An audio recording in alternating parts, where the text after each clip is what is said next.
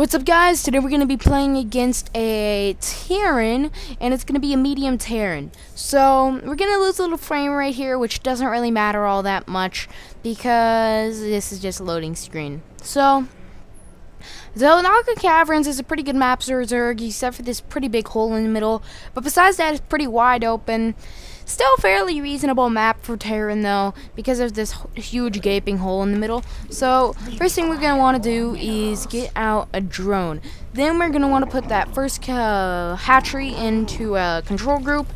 And we're going to want to fly our overlord into a position where it will be helpful. So every time you get a few more minerals, you just really want to keep track on that, and then you want to make more drones as soon as possible. And you really want to time it, so you want to get an overlord once you're at 9 supply, in my opinion, because then once you have enough money, you can start producing your 10th drone while your 10th overlord or your next supply overlord is producing. So I'll place that one here to provide extra vision. So now these should come out about the same time, which is really nice about doing this. So we'll get our overlord out really about at the same time, which is what's really nice about that. See, I mean, it wasn't perfect timing, but it's close. And then you can instantly get 2 drones. So now you'll have not too much money, but you should have enough. So you want to save up your money a little bit. Well, then you'll have 2 extra drones, and you're going to want to use one of your drones to build a spawning pool. So you really want to get a spawning pool out pretty early if you're a Zerg, because you're probably going to have to end up dealing with some form of Terran early on. Now, since this is not actually like a real ladder match, there's not going to be any cheese or anything like that. It's going to be a very standard. Getting a spawning pool at 11 or 12 supply really is helpful, because if an enemy ever decides to send out those early units, you have the ability to defend yourself. Now, necessarily whether or not you'll need it, I don't know, but it's helpful to have. So you're going to want to get your spawning or your new hatchery at 14 supply, because that's going to provide pretty good additional resources, because when you're a Zerg, you need extra cash. And I know that. So I'm going to pause the game and lower my graphics a bit just so we can run a slightly higher, because whoops. I lowered the wrong thing. Medium. So can I change this to ultra? Yeah, I'm just going to keep this at medium because I really want to get a higher frame rate. Honestly, I cannot tell the difference. I don't know. I actually feel like that made the game a little laggier. Maybe it's just adapting. So I'm going to hold Fraps still for a second. Yeah, Fraps isn't doing the best. But then again, I don't have the best computer, and Fraps is holding out pretty well. So I'm going to want to start building a new Vespian or extractor while we produce a new hatchery. So this will allow us to get that early metabolic boost, which you need as a Zerg to make your lings move faster. So what you're going to want to do is pump out a few more drones, and you're probably at this point you're going to want to get a new queen. You're going to want to get a queen. But to be able to get a queen, you're going to need to have a new overlord. So now we need to get a new overlord. So with these, we'll just send them out to this extractor. And now we're getting a new overlord, and I'm going to place this one right. I want to put it somewhere where it's not vulnerable but can provide good vision. And this is the place I'm thinking of, because that provides a view over the Zelnaga tower. But the only downside to that, well, there is a few downsides, but anyway, for now, we're just going to continue building. So we have a little bit of time till that's done. So what we're going to want to do is we're going to want to start getting a few Zerglings, because we have to deal with that original push. Now, since this is a medium AI, the push is coming later than usual and is not going to be that powerful. So you're just going to want to make sure you get that queen out and get an early spawning pool in case you have to build more units. And see, so right now we're about to get our hatchery up, which will provide just about, if we do this properly, double or triple the economy. So this is going to be really helpful. So now we're going to want to produce a queen here so we can start harvesting a bit more. So we're going to put this in control group 1. We're going to put this in control group 2. Now we're going to start injecting larvae. And what that allows us to do is it gives us extra larvae to fight the enemy with. Now I wasn't really paying attention to my gas, but now that we have over 100, we can be able to get this metabolic boost, which is really helpful in a pinch, actually in all scenes, because Zerglings without that extra speed, they're not really all that useful. I mean, because Zerglings are really famous for their speed, and later on in the game they have pretty fast attack speed also, which also makes them famous. So let's see, I'm going to place this one here and this one here. Now I'm not really expecting any backdrops since this is against a computer, but this is just in case. So now I'm going to put this in control group 2 for later use, and we can't really get that much more at the moment. So now that our 2 extra overlords are out, we're going to be able to get a little bit more economy, and I'm going to pump out a few more Zerglings. Approximate time, about 50 seconds left or so. So I'm going to place this here and this here, because we don't really need to move back there. I'm not expecting any units to use that to their advantage. So I'm really kind of timing this. I'm waiting. So what you can do here is you can trigger your queens like this. Check this out. Oh, wait. There we go. So what that allows you to do is it really speeds up the process of injecting larvae. And if you do it properly, like right there, I had to kind of set it up. But once you get really good at it, you can really speed up that process by like 100%. So what we're going to want to do is start getting our armor, and probably going to want to build a few more Zerglings. So we're running at a pretty good frame rate right now. We're still running at 30. That might be since we lowered our graphics, and again, might not. I don't know. I'm not really running anything in the background. I have a few things open, but they're all paused, and so that really shouldn't be doing much. Now, as you can see, I did just go the slow way right there. I mean, it's not preferable by any means, but if you're not good at the new method that I was using, you might want to use the older method. It's slower but easier in a pinch. I don't know why I just asked. Okay, so it looks like that basic army has just appeared. So this is why we're trying to get out a few Zerglings early on. Like I said, you're going to have to deal with an early push. The attacks are kind of loud. I think I'm going to lower my volume a little bit. So I'm going to lower this all. Enable music. I don't know. I think the music's fine. We're going to want to, let's see, take it down to 30%. I'll raise it all back to 30 later. So I'm going to take this down. Alrighty. Yeah, that's going to be helpful. Much nicer. See, so our Zerglings will deal with this fairly easily. Just in case, I'm going to produce a few more. I'm going to produce some more larvae for later use. It does actually look like that initial wave is going to fail. I wasn't actually sure. They might have killed their Zerglings. It was getting kind of close. Not that much to worry about, though. Now we're going to want to start getting a layer, because that's going to provide much more technology. So now that we have this basic set of Zerglings out, we're going to want to get a Roach Warren. And what a Roach Warren allows you to do is it provides the new unit, not a new unit, but provides this new technology to produce a unit called a Roach, which is kind of like, it's one of the beefier Zerg units. Not the beefiest, but a beefier one. I'd say it's probably the second strongest Zerg unit. Not in damage. Oh, I did not need those, but oh well. Not in damage, but rather in health. So it can take a lot more damage, which is helpful when you're providing an assault on someone. So let's see. I'm providing this creep around our base because that provides vision, and it also provides let's see, what does it also provide? It also provides the ability to build your buildings there and a movement speed boost. As you can see, with our little Zergling wings, we move at 4.7, and when we're on creep, we move at like 6.0. So we are moving really fast. So what we're going to want to do is probably build a new creep tumor, and we're not really utilizing this second hatchery as much as we could, but it's still being utilized nonetheless. So let's see. I'm going to want to break. Oh man, that's not really the best place. So what I'm gonna want to do is I'm going to break down these rocks so I can build a hatchery there.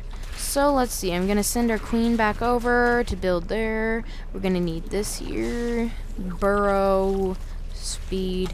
So what I just did was I made it so our units will now be able to hide themselves in the ground by burrowing, and they're now going to be able to and now overlords are going to move a lot faster once my upgrades are done. And these aren't the cheapest upgrades, but they're definitely not that expensive for what they do. So by capturing these Delnaga towers, it provides much more vision. So that's always helpful because it provides more warning to when your enemy's attacking you. So we just broke down the rocks, and I'm going to send our units back over here, more of an attacking position. So I'm going to put a creep tumor here, a creep tumor here, and now I'm going to build a hatchery here. So now we're going to be building a bit more of our economy up right now. We're going to want to build that. Let's see. We really want to get movement speed because that's going to be really helpful. Let's see. So our basic Zergling upgrades are done and complete. We now have the ability to get roaches, but we don't have too much gas yet. Roaches do cost gas, so we're going to want to put that. Alrighty. So now what we can do is we can put this over here and this over here. And the point of spreading your creep is to make it so your units can move faster, and it also provides vision. So it's a win-win situation. If you're Zerg, there's really no reason not to do it. So yeah, in each creep tumor, one can produce infinite as long as when their eyes are open like this, that means that you can build a new creep tumor. But when their eyes are closed, you can't. So you really want to wait and position these to their maximum efficiency so you can get lots of creep. And when you're a Zerg, creep spread is very important. And if you do this properly, you should be banking up minerals as a Zerg, but you're also going to be heavily spending them. So I just built 5 overlords. So it also appears that our second attack's going to be coming, and we do not have enough. So it appears that they're going to have Hellions. So I really need to buy myself some time so that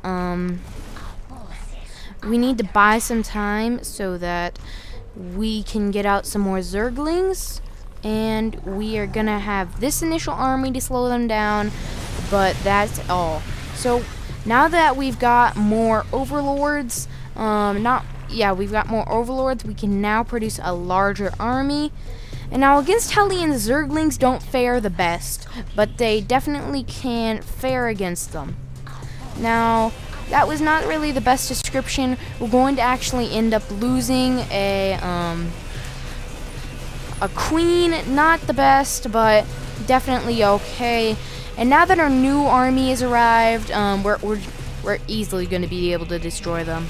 So now we need to rebuild our queens, and we easily destroyed them. Now the thing about AIs is they usually have a backup army, so you really want to make sure that you're ready and want to engage against them before you do. So now I'm just going to have all my overlords start pooping, and I'm going to have this one become an overseer. The reason for that is overseers have the ability to detect invisible units, so that's pretty helpful. Okay, so we're not really utilizing this to its maximum efficiency because we don't have a queen out yet, but we will be able to utilize it very shortly. So I'm going to send a few Zerglings to take care of this SCV, wrap around it, and if you do this properly, you should be able to stop the SCV's movement. If you don't, if you don't, it just won't work really. But so I'm going to have that queen do that. Now I'm going to put my queens in a new control group. So, okay. Now we're back on track, and we have everything kind of back to normal. I mean, it's not back to the perfect way it used to be, but it's definitely closer. So, let's see. This video is not really that fast. I mean, most people probably could have already beat a medium AI within a few minutes, but This is more tutorial based rather than winning. Then again, some might say that's just an excuse for me sucking or something like that, but like I said, this is more tutorial based rather than winning. So as you can see, I have some damage and some armor, and we cannot get the new or the final tier of armor until we build an infestation pit. And if you're building an infestation pit, it's always helpful to build a hydralisk den, because that gives you the ability to build hydralisks, and they're really your main anti-air unit that's on the ground. So you might be wondering what this does. This den, what that allows you to do is you can build banelings, and what banelings allow you to do is, well, they're more of a suicide bomber, and they do lots of damage to, let's see. They do about 20 damage an explosion if they're not upgraded, but if they are upgraded, they can pack quite a punch. As you can see, ours are upgraded, and if they're against a light unit like a marine, they're going to do 43 damage. So if you place these in a proper position, you're going to be... Oh, whoops, crap. Okay, if you place these in a proper position and you have burrow, you can really destroy their whole army without them even knowing it. So you just want to make sure you get them in a good position. This position looks pretty good because this is where they engaged last time. You want to get them in a good spot. Now, I'd recommend putting them in a control group, so later, if you want to, you can just be like 3x, and then voila, they're going to blow up. And since we have that extra vision, we can easily detect when they're coming. So we're not really utilizing this hatchery to our maximum, but we are about to start doing that soon to come. See, as you can see, they're getting marines, and as you can see, they have a few air units, so we're going to want to get a few hydralisks. And what hydralisks can do, like I said, they can attack air, which is why they actually are pretty good. So the marines are going to walk right over this. So I'm going to have to detonate about half. It appears that they're actually not going for our main base, but rather going for our expansion. So we're going to want to run those lings down, pull our queen back, but we were a little late there, and we're still waiting on our hydralisks. I really enunciate that S, I just noticed, and not really the best habit. So I'm going to pull some drones off the line. Not necessarily the smartest, but if it can buy us enough time to keep that hatchery alive, I mean, it's worth it. But as you can see, it did not buy the time, meaning that I just sacrificed drones for nothing. So that was not the best engagement. See, hydralisks are pretty long range, which makes them pretty good, but the problem is when they're not on creep, they are very slow, making them pretty obsolete if they're not on creep. Of course, they're still helpful to have in your army though, so I would recommend getting them. So now we're going to place this down here. As you can see, we just lost our new expansion, so we're going to want to recollect that immediately. So after that drone's going down there, we can start collecting and placing more creep. So as you can see, they didn't walk over our bomb. Kinda sucks, but something you'll have to learn to deal with. So this probably is not going to be the smartest move, which what I'm going to do right now. But what I'm going to do is more of an all-in kind of thing. You use all the supplies you currently have and all your money. It's not really going to be an all-in since it's going to be very delayed. All-ins usually take place earlier in the game, in my opinion, but this is just going to be a bit of a later all-in. We can run okay, I'll have this hydralisk destroy this guy. So, yeah. We can run a few lings in to see how big their current army is. So, we can check. And what we're going to want to do is make our army a little bit bigger. A few more hydralisks. Probably not the best unit choice. Since we have that trust fund of money that we have, oh, it's actually pretty good size. So since we have a good trust fund, we can really just pump out units and not really have to worry about the cash at this moment. So let's see. I'll place this here. So once our hatchery's built, I mean, sure, hatcheries are helpful and all, but we're not really going to be able to utilize it yet. And we're probably not going to have to... We're going to build a queen for sure, but these guys, no, they're still working here. So let's see. I'm going to run a couple more Zerglings in, just to get into more scouting information. A very delayed not command center, but hive. Most hives come a bit earlier than this. And like I said, this isn't really a tutorial for speed, but rather just kind of demonstrating simple strategies on how to defeat a medium level Terran. It'll get more exciting once we get to hard. Well, in my opinion. See, right now all we've really done is amassed oh yes. Okay. So the reason I was all happy there was because we finally had our overlords come out, and as you can see, they're much faster than they were earlier in the game, and that is because we got that very important upgrade. So yeah, so I'm gonna set this queen up, and I'm kind of waiting for a specific moment. Oh, this is gonna be perfect. No, never mind. See, unburrowing your baneling makes them more vulnerable, but if they're going to be useless, you might as well, because right now we're basically going to end the game. Yeah, so some units you might want to get a full surround on, and yeah, so we basically got the game in our hands. Like I said, this tutorial is very basic, nothing really advanced about it. I'm gonna send these lings to go attack here, and I'm gonna send this army to attack the main base. So yeah, okay. So the reason I was actually attacking that was because that is how they get minerals. Because I don't know, I'm not really sure if any of you guys have heard of StarCraft 2 before. I'm assuming you haven't. I don't know.